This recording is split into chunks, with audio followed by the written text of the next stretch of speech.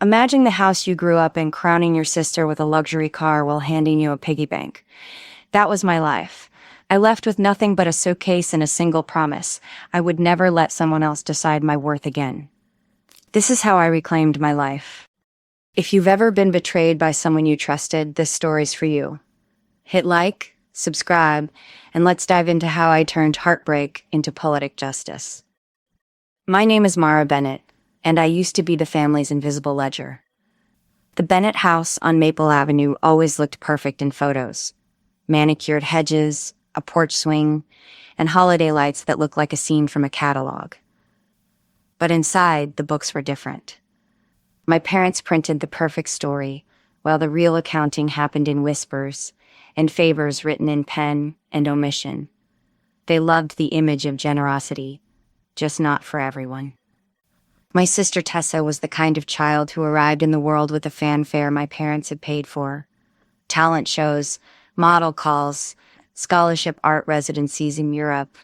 The family would crowd around, cameras out, cheering. I learned early that applause for Tessa was a currency that bought vacations, car leases, and second mortgages. For me, love was a line item the ledger declared self-sufficient. By the time I was 34, I had spent a decade building a career civil engineer's respect, blueprint after blueprint, nights chasing structural simulations, weekends at job sites under wind and dust. I paid my tuition with a mix of scholarships and part-time jobs, and slept in apartments I could barely afford so the rent check would clear. I grew things that don't break easily: bridges, community centers, the bones of a city. I thought my parents would be proud. Christmas morning changed that illusion in a single frame. I walked into the living room, where a glossy black Range Rover sat wrapped in a red bow like a trophy. Tessa squealed, the air thick with perfume and practiced surprise. Dad beamed. Mom dabbed at her eyes, a practiced little gesture that read like a script. I perched on the arm of the sofa with a small rectangle of cardboard in my hands, a plastic piggy bank in the shape of a cartoon frog. Someone had peeled the price tag off, and it still smelled like store plastic. Inside, after I twisted the stopper, were two crisp $1 bills. "Your startup fund," Dad announced, on a voice so grand it sounded like an event narrator. "You've always been so practical with money, Maura." He glanced at Tessa as if to say, "Isn't your sister efficient?" Tessa glided forward with mock sympathy and patted my knee, the sort of way you pat a stray dog you don't want to adopt. "Don't worry," she cooed. "I'll drive you when yours gives up." I had paid off my beat-up Corolla on my own. I had driven 7 hours the week before, in snow and wind, to argue for a permit that would push our firm into a major municipal contract. The Corolla had been an extension of me, reliable, battered, full of coffee thermoses and field notes. As Tessa revved her new engine in my head like a mocking laugh, something cold braided between my ribs. The pattern hadn't formed overnight.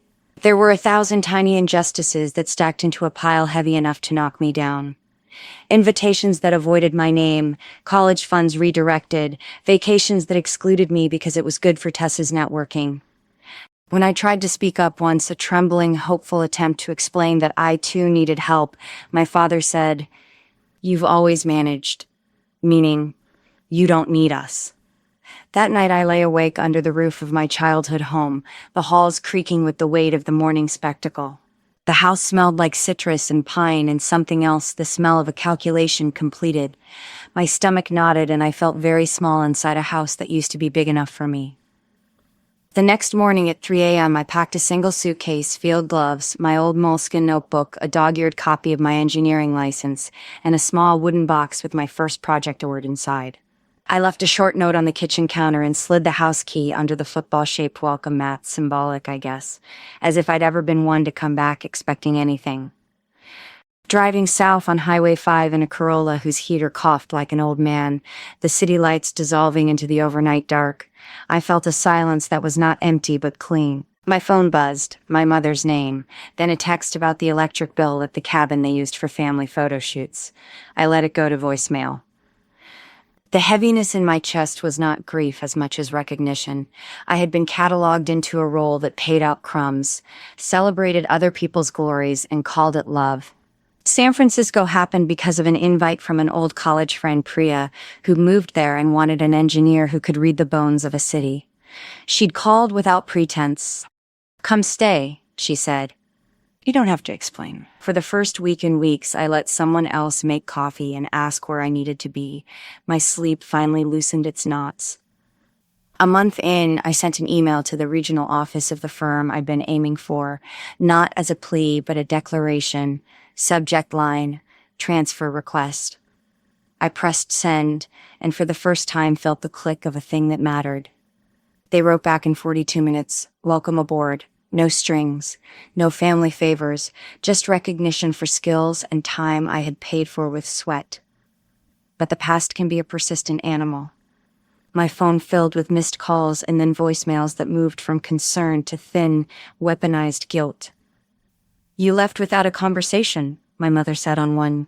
"You abandoned the family." The messages pulse like a strobe I refused to follow. Monica, my old roommate, insisted I come stay at her place until I found my footing. "Let someone help," she said, as if it were a healing balm. For the first time, I allowed it. Weeks became therapy. Therapy became pottery classes, and quiet nights with pages of designs, and people who asked how I was, and actually meant it. I built a life from rebel, but not to spite anyone, to be visible to myself. I thought the messy chapter had closed, but family is a long book with many chapters, and another one was already inked. They gifted her a car and left me a frog. I walked away. But walking away is only the first step in a story that needed proof. Leaving didn't stop the story. It just moved the battleground. At first, my phone filled with performative concern. Then, as weeks turned to months, the concerns hardened into strategic manipulations. My father's voicemail in week 3 said, "Return the car immediately, or I'll report it stolen." He meant my Corolla, the one I'd worked years to clear the title for. His implication, a thin legal threat disguised as paternal guidance. My mother's text suggested that my stress had driven her doctor to increase her medication. Emotional blackmail was an art piece, executed with expert brushstrokes. I refused to engage. Each reply was a trap where I would lose context, empathy, and a piece of myself. Instead, I siphoned my energy to the things that healed me. My new office, my stubbornly steady projects, the pottery kiln that would not judge me. The more I focused on my own small triumphs, a design approved a week early, a client who called just to say thank you, the more the old voice in my head softened. Rumors began to spread like leaks under pressure. The family grapevine became a rumor mill. My name was rewritten into stories about mental breakdowns and financial ruin. My sister Tessa posted an Instagram story with a dimly lit portrait and the caption, "Pray for those struggling." Her followers offered comforting hearts and condolence comments. I didn't respond, though my stomach ached in an old way, the way small hands learn to protect themselves by smiling for the cameras. The next escalation was practical. My parents sold the family home 6 months after I left. When I saw the for sale sign scrolling past my social feed, I felt a complex knot of emotion, vindication, sorrow, and a reluctance I couldn't name. The house had been a theater where favoritism played out. Cleaning off the stage felt good, but I didn't want to be the person pointing out the stains. I wanted the dignity to have walked away, not to have forced their hand. Then came the call that pried at my ribs.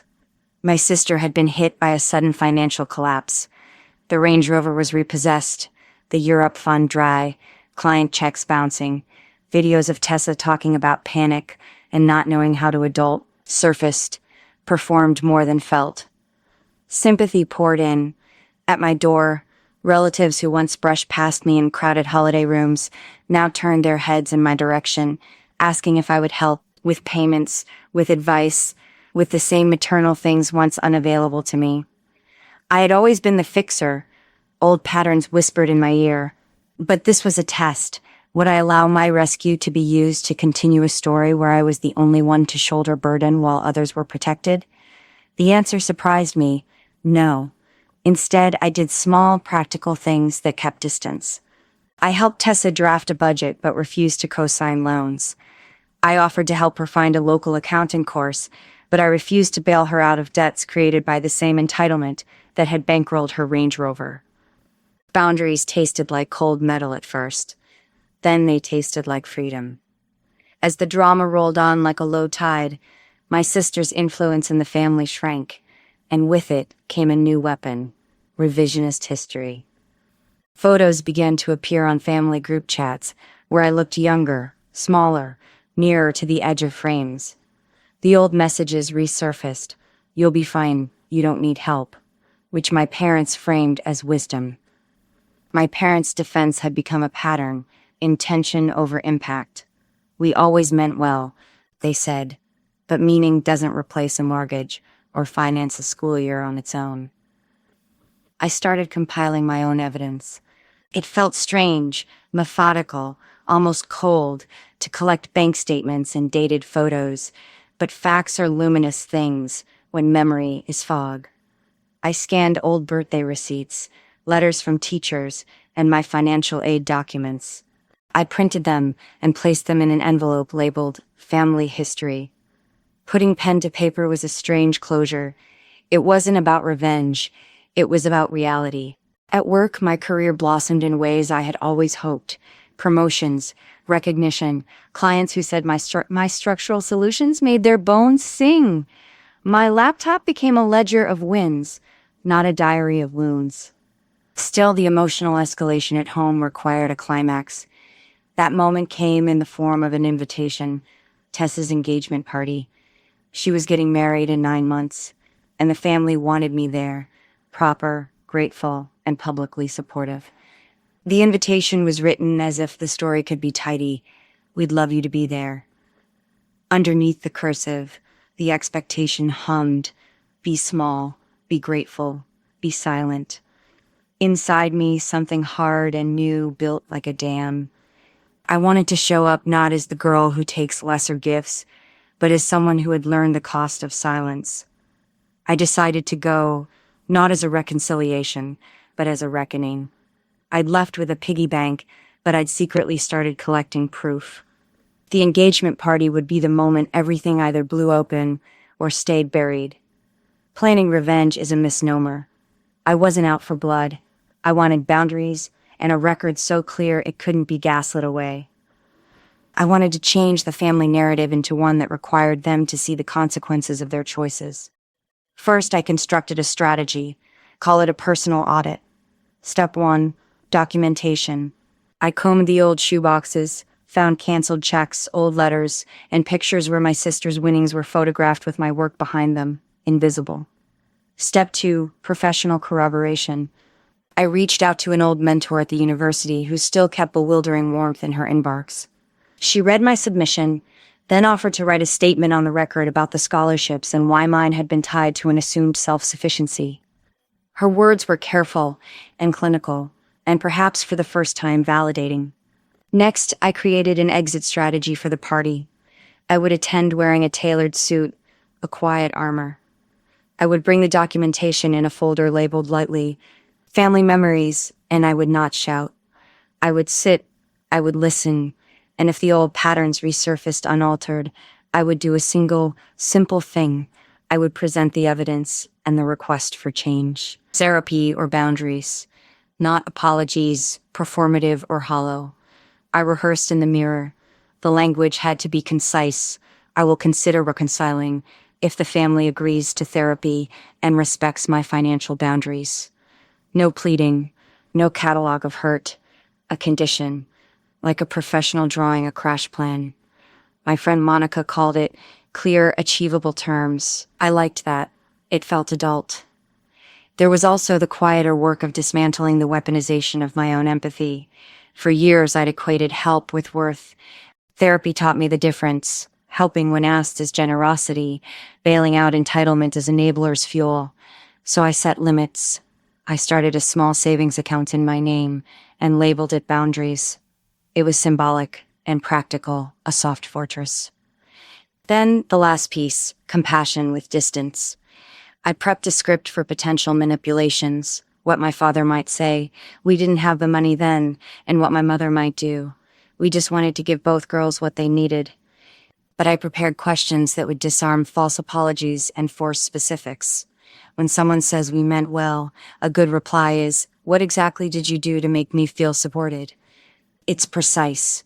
It demands action, not theatrical tears. The engagement party arrived like a filmed vignette.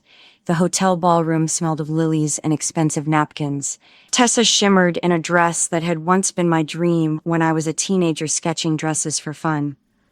My parents sat at the head table, a picture of genteel charm. I felt my pulse and named the sensation righteous calm, with the possibility of devastation. I arrived with my folder, the stack of documents inside, organized by year and event. I placed it discreetly under my chair, my hands steady, like an engineer tracing a span of bridge. The party ebbed and flowed with toasts, a pause, and the slow opening of champagne bottles. When the speeches veered toward the usual glories of Tessa talent, charm, destiny, I listened for the moment when my parents would inevitably speak of sacrifices and the family's love that had been distributed unevenly. Finally, a lull. My father, prompted by an aunt's look, rose.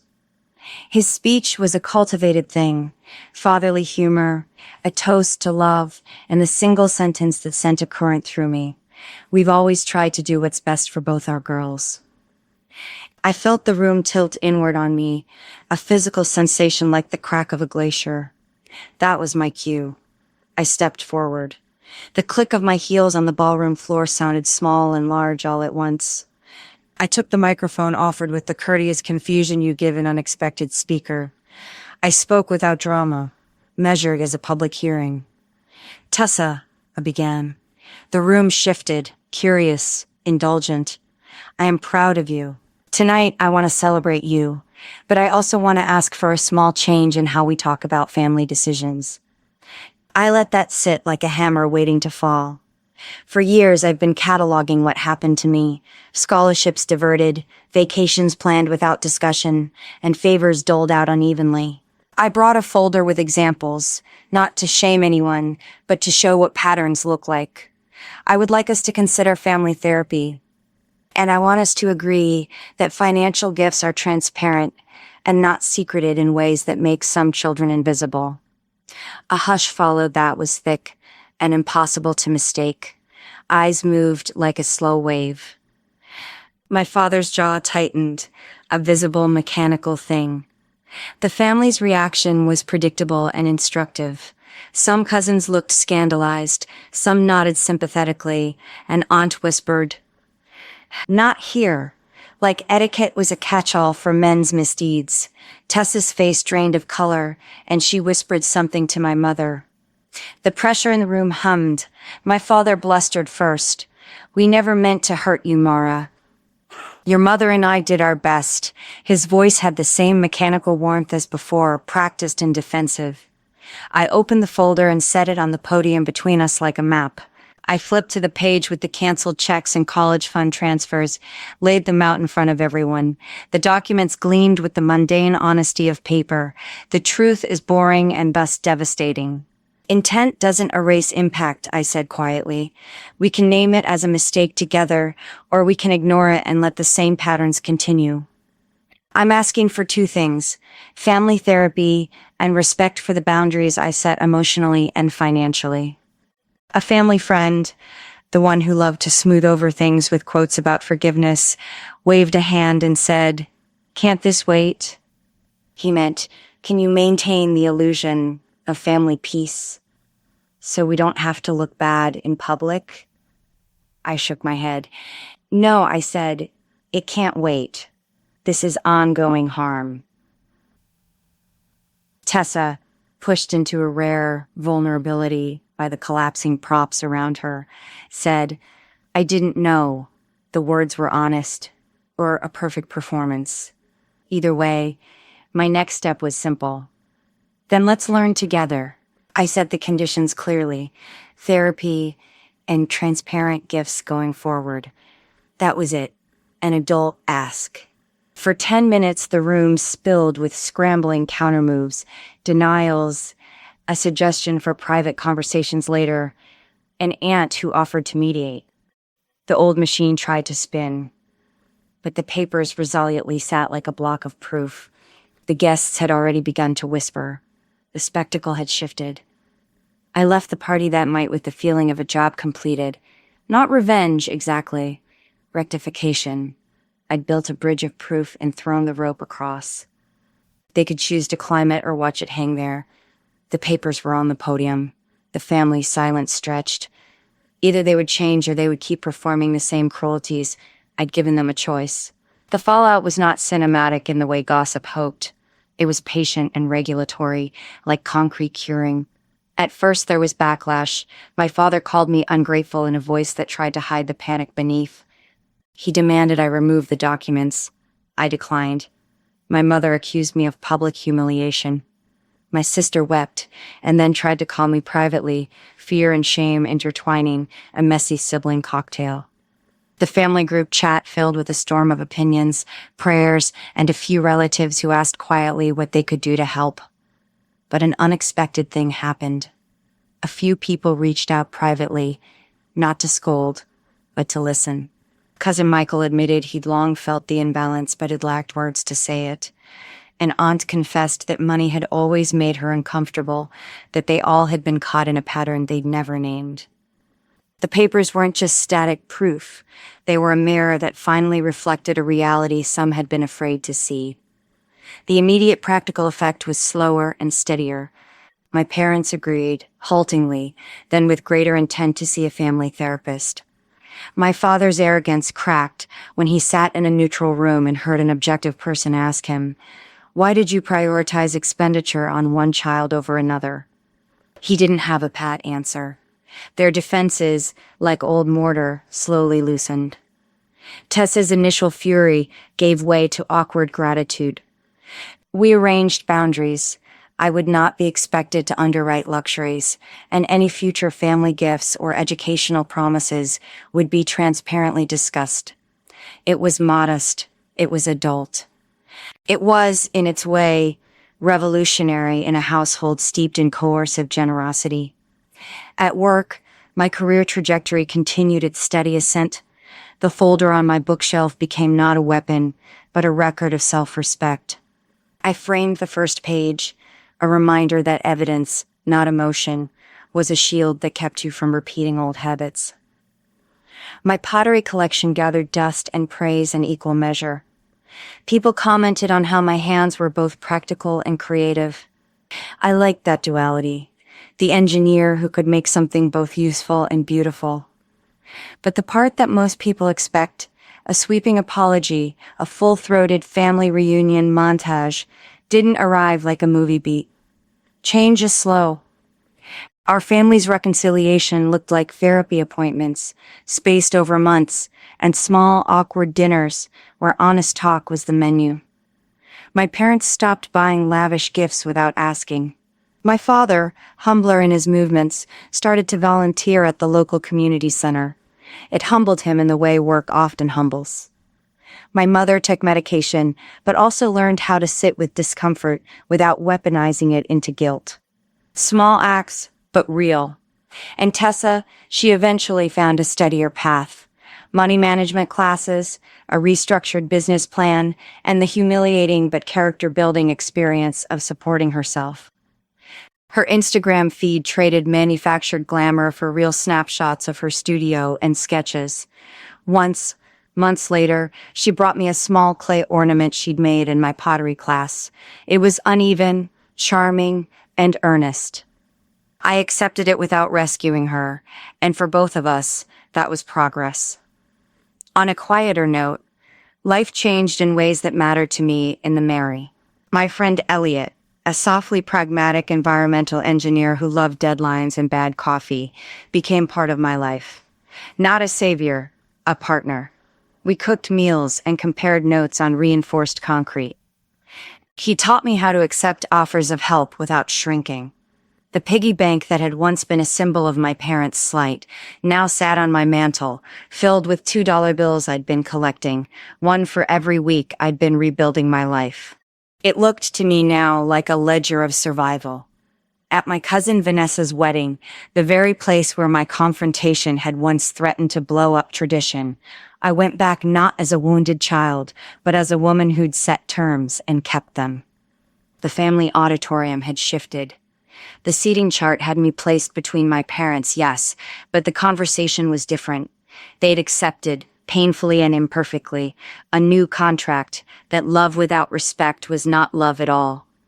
My father opened his mouth to lecture, and I said, simply, "We can do better." He nodded, and for the first time I saw in his eyes a small, honest contrition. A package arrived at my door one quiet afternoon, my childhood dollhouse, dusted and wrapped, with a note from my mother that said, "We thought you might like this." The ownership transfer deed accompanied it, as if an afterthought of restitution. I smiled and placed the tiny furniture inside. The gesture didn't erase years of times I'd been overlooked, but it was a small step, like the first brick set on a repaired wall. The final lesson was not dramatic. It was quiet, domestic, and absolutely satisfying. I ate Christmas dinner in my own apartment, not the stitched-together set of family obligation. The table was small, the company chosen, the laughter real. Monica raised a toast to the bridge builder in our lives, in buildings and hearts. I felt warmth for the first time that I didn't mistake for obligation. In the end, what I took back wasn't some theatrical revenge. It was dignity, control, boundaries, a life measured on my terms. The Range Rover had been a symbol. The Frog Bank had been a symbol. Both told the story I didn't want to live. I walked away that first Christmas to save myself. I returned with evidence and then asked so simple it felt radical. Respect, therapy, and transparency. That, in the quiet architecture of daily life, rebuilt everything. When people think of revenge, they imagine fireworks, humiliations staged on social media, dramatic confrontations filmed for the world. Wanted to respond to the people that you wanted to still feel revenge. When I responded, documentation, calm clarity, and the courage to walk away can be louder than any scream. Ask for what you need in plain terms. Hold your boundaries. Build a life where your worth is not decided by others. I didn't want to hurt my family. I wanted them to stop hurting me. If this story resonated, hit like, subscribe, and tell me in the comments, have you ever had to choose boundaries over belonging? Share your story below. We read every comment and we heal together. For more deep Reddit-style narrations, turn on notifications. There's another one coming next week.